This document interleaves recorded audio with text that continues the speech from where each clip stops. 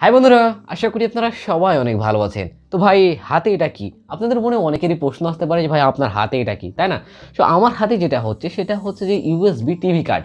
So আজকের ভিডিওটি করার মূলত একটি মাত্র উদ্দেশ্য যে আপনারা যারা আমার মতো চাচ্ছেন যে ইউএসবি টিভি কার্ড কিনতে, সেই টিভি কার্ড কিনে যে আমি চরম রকমভাবে ঠকলাম, সে আমি কিভাবে প্রতারিত হয়েছি সেই বিষয়টি আপনাদের সামনে আজকে তুলে ধরবো। কারণ এই টিভি কার্ড কিনে আমি কী ক্ষতির সম্মুখীন হয়েছি এবং আদৌ কি আমি আমার ল্যাপটপের সাহায্যে টিভিটি দেখতে পেরেছি, সেই সমস্ত কিছু নিয়ে আজকে আপনাদের সঙ্গে ডিটেলসে সব কিছু শেয়ার করবো।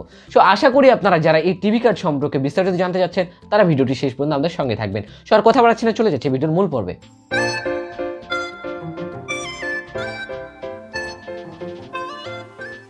তো আমার হাতে দেখছেন যে এটা কিন্তু ইউএসবি টিভি কার্ড। সো আমি কিন্তু স্পোর্ট লাভার, স্পোর্ট দেখার জন্য কিন্তু আমি টিভি কেনার জন্য দারাজে কিন্তু অনেকটা খোঁজাখুঁজি করছিলাম।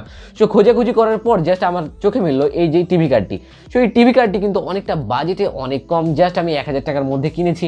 এই 1000 টাকার মধ্যে জাস্ট আমি পেয়ে যাচ্ছি এবং ভাবলাম যে এই টিভি কার্ডের সাহায্যে কেননা আমার পড়ে থাকা ল্যাপটপটিকে আমি টিভিতে কনভার্ট করে নেবো।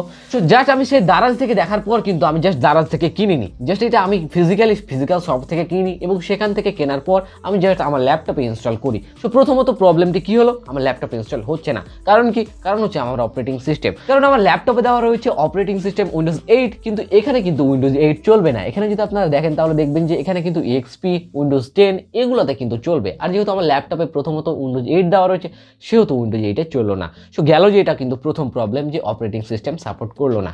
এরপর কি আসে?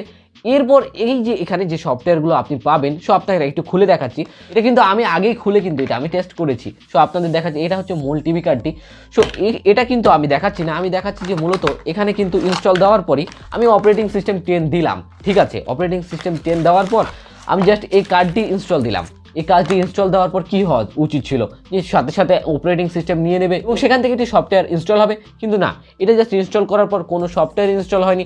জাস্ট তার জন্য আমরা কী করতে হয়েছে, আমি ইউজার ম্যানুয়াল পড়লাম এবং পড়ার পর দেখলাম যে এটা কিন্তু হচ্ছে যে তার হচ্ছে ইনস্টলেশন সফটওয়্যারটি। সো এটা আমি ইনস্টল করলাম আমার ল্যাপটপে, তারপরও কিন্তু আমার ল্যাপটপে সেই সফটওয়্যারগুলো পাচ্ছিল না। কারণ এটি দেখার জন্য একটি সফটওয়্যার প্রয়োজন।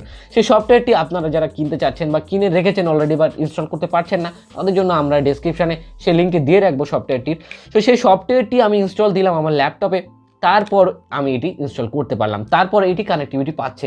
সো এটা যখন তারপরে কানেক্টিভিটি পেলো, তারপরে ঘটলো মূল ঘটনাটি। তারপরে আমি যখন আমার ডিসেল লাইনটি এখানে সেট করলাম, এরপর আমার ল্যাপটপে আমি সেট করলাম, তারপর আপনারা দেখতে পাচ্ছেন ঠিক এইরকমভাবে ঝিরঝির করছে। ঠিক এইরকমভাবে কিন্তু চ্যানেলগুলো ঝিরঝির করছে, কোনোরূপ ক্লিয়ার কিন্তু আসছে না। জাস্ট আমি সাউন্ড আনার অনেকটা চেষ্টা করেছি, আমি অনেকগুলো চ্যানেল আনার চেষ্টা করেছি, কিন্তু দেখছেন যে এখানে কিন্তু আমার চ্যানেলগুলো কিন্তু অত্যন্ত রকমের কম চ্যানেল পেয়েছে।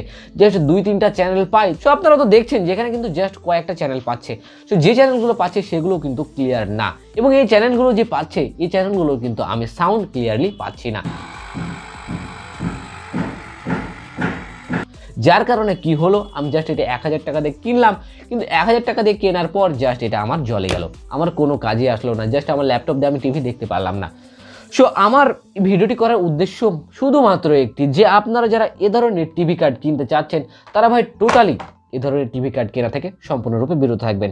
কারণ আমি যেহেতু কেনার পর প্রবলেমে পড়েছি, সো আমি চাই না যে আমার সাবস্ক্রাইবার বা আমার অডিয়েন্সরাও প্রবলেমে পড়ুক। তো ভিডিওটি এ পর্যন্ত, দেখা হবে সামনের কোনো একটি ভিডিওতে। ততক্ষণ ভালো থাকবেন, সুস্থ থাকবেন, আল্লাহ হাফেজ।